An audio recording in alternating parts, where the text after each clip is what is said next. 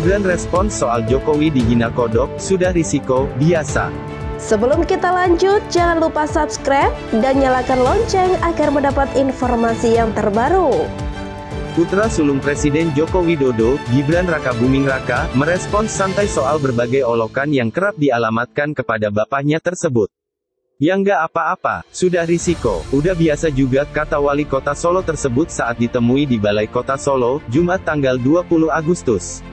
Gibran menyatakan demikian saat dimintai pendapatnya mengenai pernyataan Ketua Umum PDIP Megawati Soekarnoputri yang mengaku kerap sedih mendengar orang yang menghina Jokowi.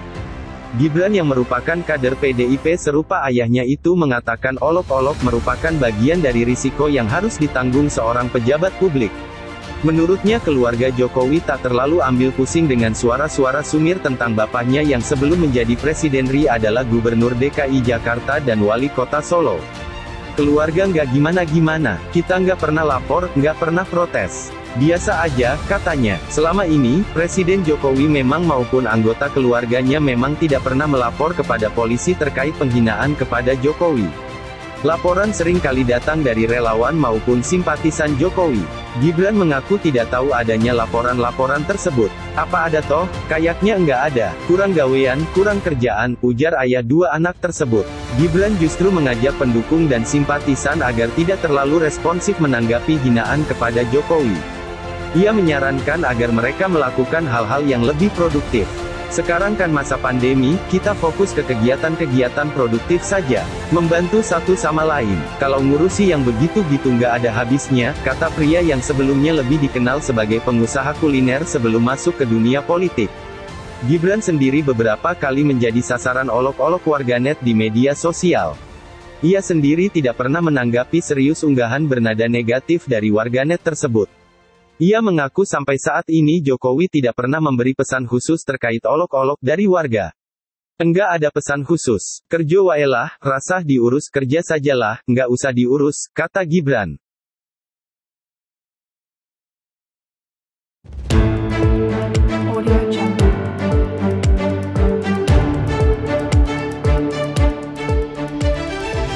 Satu nakes jadi tersangka penyuntikan vaksin kosong di Pluit.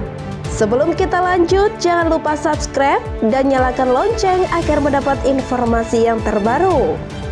Polisi menetapkan seorang tenaga kesehatan, nakes berinisial EO sebagai tersangka dalam kasus penyuntikan vaksin kosong di Pluit, Jakarta Utara.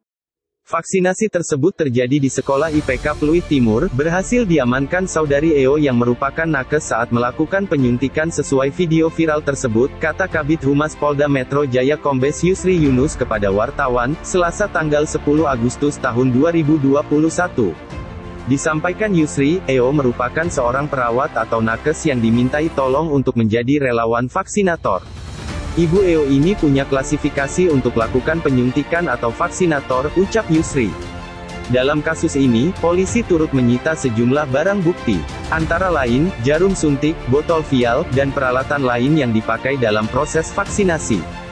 Yusri menyebut saat ini penyidik Satreskrim Polres Metro Jakarta Utara masih mendalami motif EO terkait penyuntikan vaksin kosong. Dalam kasus ini, EO dijerat pasal 14 UU nomor 4 tahun 1984 tentang wabah penyakit menular. Sebelumnya, juru bicara vaksinasi COVID-19 Kementerian Kesehatan, Kemenkes, Siti Nadia Tarmizi mengatakan penyuntikan vaksin kosong di Pluit itu diduga terjadi lantaran kelalaian vaksinator. Ini sebabnya kesalahan saat mengambil suntikan yang belum diisi vaksin, kata Nadia, sapaan akrabnya. Diungkapkan Nadia, vaksinator tersebut diketahui bekerja sebagai tenaga perawat di Rumah Sakit Graha Kedoya, Jakarta Utara. Nadia juga menuturkan atas kejadian tersebut, Kementerian Kesehatan bersama Dinas Kesehatan DKI Jakarta telah memutus kerjasama dengan vaksinator tersebut. Saat ini yang bersangkutan sudah tidak boleh menjadi vaksinator lagi dan kami juga minta penanggung jawab harus lebih memonitor hal ini, katanya.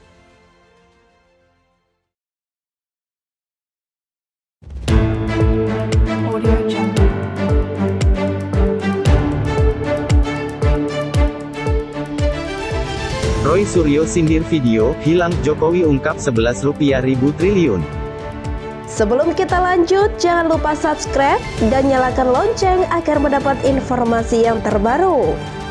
Mantan Menteri Pemuda dan Olahraga, Menpora. Roy Suryo menyindir video pidato 11 rupiah ribu triliun yang disampaikan Presiden Joko Widodo, Jokowi, pada 2016 lalu. Sindiran itu disampaikan dengan mengaitkan polemik sumbangan dana penanganan COVID-19 2 triliun rupiah keluarga Akiditio. Akiditio adalah pengusaha yang meninggal dunia dan keluarganya berencana menyumbang 2 triliun rupiah ke Kapolda Sumsel untuk penanganan COVID-19. Namun hingga hari ini uang itu tak pernah ada. Dalam unggahan pada akun Twitter @kemroysuryo2, Sabtu tanggal 7 Agustus, Roy melampirkan video pidato Jokowi yang mengklaim mengantongi data soal jumlah dana, aset warga negara Indonesia, WNI, baik individu maupun perusahaan, yang disimpan di luar negeri dengan jumlah mencapai 11 rupiah ribu triliun. Video itu berkaitan upaya pemerintah untuk menarik kembali uang yang dimiliki WNI di luar negeri dalam program Tax Amnesty. Berita terkait hal itu sebelumnya dimuat di situs Sekretariat Kabinet, Setkap, namun kini tak bisa dibaca karena situs itu masih dalam perbaikan selama seminggu terakhir. Roy meminta penjelasan lantaran publik menerima informasi yang membingungkan dari pihak pemerintah. Sebab Kementerian Komunikasi dan Informatika, Kominfo, menyatakan ada disinformasi. Kalau memang menurut Kemkominfo ini adalah disinformasi atau hoax, sebaiknya Setkap yang pernah secara resmi juga menyatakan bahwa hal tersebut datanya ada, memberi klarifikasi resmi. Tidak asal hapus tweet begitu saja demi kejujuran, cuit Roy pada akun @kemroysuryo2, Sabtu tanggal 7 Agustus. Ia sudah mengizinkan Indonesia.com untuk mengutip cuitan tersebut. Penjelasan Setkap dikonfirmasi terpisah. Deputi Dukungan Kerja Kabinet Setkap, Tanon Arya Dewangga, tidak bisa memberikan penjelasan terhadap berita yang dimuat pada 5 tahun silam. Ia mengaku tidak paham terkait topik 11 rupiah ribu triliun. Nah, kebetulan saya baru diminta menjadi Deputi Dukungan Kerja Kabinet dari tahun 2019, jadi saya kurang paham terkait berita 2016, kata Tanon saat dikonfirmasi. Sabtu tanggal 7 Agustus, Tanon tak ambil pusing terhadap kecurigaan sejumlah pihak yang menduga situs Setkap tak bisa diakses guna menutupi berita 11 rupiah ribu triliun, yang saat ini menjadi buah bibir. Ia menegaskan situs tak bisa diakses selama 1 pekan ini karena sedang dalam tahap pemulihan imbas upaya peretasan yang terjadi. Kalau ada beberapa pengamat atau orang berpendapat bahwa berita ini hilang seperti yang disampaikan pengamat, ya, silakan saja, itu hak mereka berpendapat.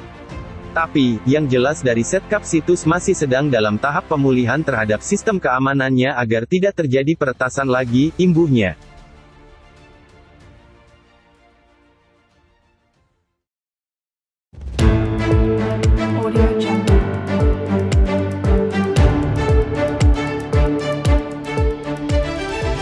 Nasdem geram DKI masih gaji pegawai sudah pensiun wafat minta balikin dong.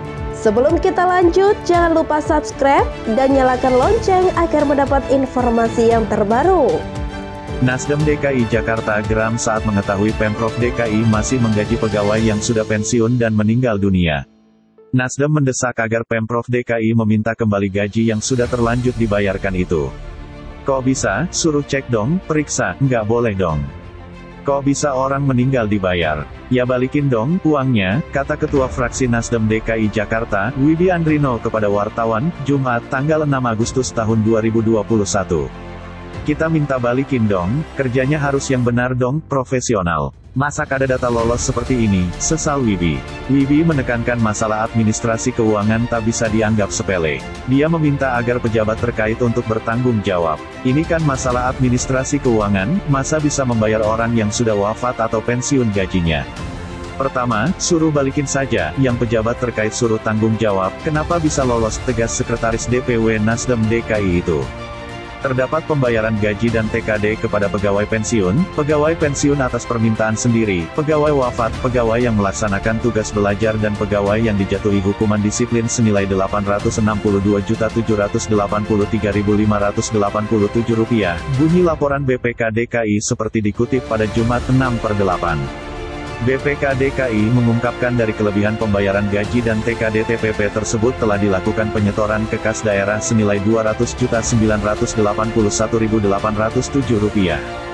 Sehingga masih terdapat kelebihan pembayaran gaji dan TKD TPP senilai Rp661.801.780. Demikian bunyi laporan BPK.